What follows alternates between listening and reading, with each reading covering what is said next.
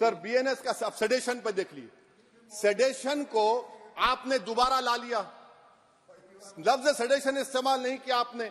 3 साल से 7 साल आपने सुप्रीम कोर्ट को अंडरटेकिंग दी थी कि प्रोविजन नहीं लाया जाएगा। तो चेयरमैन सर, यहां पर हिंदी के बहुत मशहूर कवि का वो शेर मुझे याद आ रहा है, मैथिली शरण गुप्त का, कि राज्य को यदि हम बना लेंगे भोग तो बनेगा वो प्रजा का रोग, फिर कहूं मैं क्यों ना उठकर हूं आज मेरा धर्म राजद्रोह। कार्ल मार्क्स ने कहा था sir, history repeats itself first as a tragedy, second as a Fars.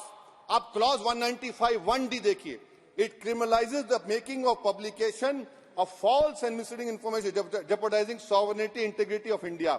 वेग है, यानी जो कोई भी पत्रकार इन्वेस्टिगेटिव जर्नलिज्म लिखेगा आप उसको इस्तेमाल कर लेंगे और जेल की सलाखों में उसको डालकर आप सड़ा देंगे। सर मैं आपको और एक बात बताना चाहूंगा कि रैश एंड नेग्लिजेंट एक्ट जो आईपीसी में था 2 साल थे 304, आप उसको बढ़ाकर 5 साल कर दिए 1061 में बीएनएस 1 में। और rash and negligent driving 304 IPC में था 2 साल की सजा, आपने 10 साल कर दिया। यह क्रिमिनल जुरिस्प्रूडेंस का हिस्सा नहीं है। अच्छा, क्रिमिनल ऑर्गेनाइजेशन उत्तर प्रदेश में यूपी गैंगस्टर एक्ट में एक चार्जशीट में गैंगस्टर एक्ट लगता।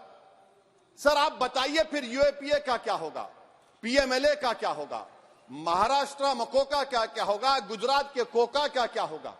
आप ये सब कानून रख रहे हैं और एक पुलिस वाले को आप ये तमाम कानून की इजाजत देंगे। याद रखिए, जिंदगियां बर्बाद करने का काम आप कर रहे हैं और सबसे बड़ा इसका नुकसान होगा।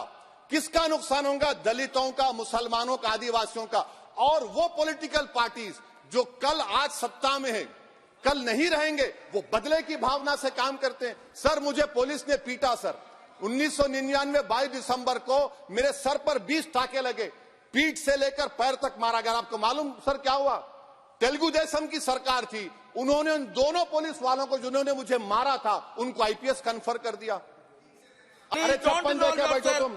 प्लीज आप बैठ जाइए। टेररिज्म का देखिए सर, आप बैठ जाइए प्लीज। यूएपीए का सर मैं खत्म कर, टेररिज्म उनको रोकिए sir. Okay please sit down sir. Terrorism का डेफिनेशन में आप देखिए, यूएपीए का सेक्शन 16,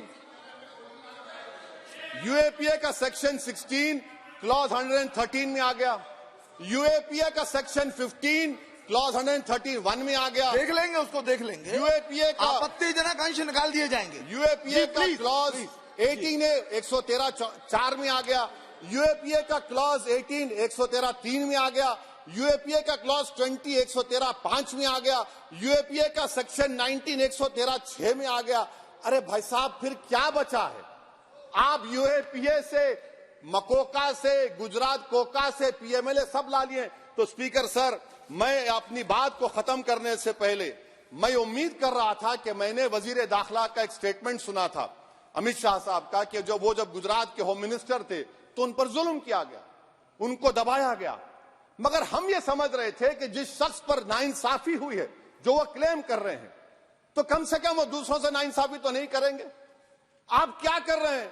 अरे ऐसे हजारों लोग हैं जिन पर जुल्म हो रहा है, ना उनके पास दलील है, ना उनके पास वकील है, ना उनके पास आजादी है। तो ये तीन सर मैं आखिर एक लव ये तीनों कवानीन हमारे मुल्क की जमहूरियत के लिए, इन गरीब तबकात के लिए नुकसानदेह साबित होगा। और ये सरकार को मैं चार्ज दे रहा हूं, आप चेक रिपब्लिक में निखिल गुप्ता बैठा है, लेके आओ ना उसको।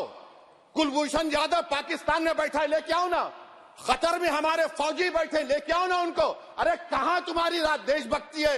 अरे निखिल गुप्ता को लाओ, इस कानून में इस्तेमाल करो। मगर वो नहीं बोलेंगे। मैं इस कानून के मुखालिफत में खड़ा हूं जो भारत की जमहूरियत के लिए खतरा बनेगा। शुक्रिया सर। श्री पुष्पेंद्र सिंह चंदेल।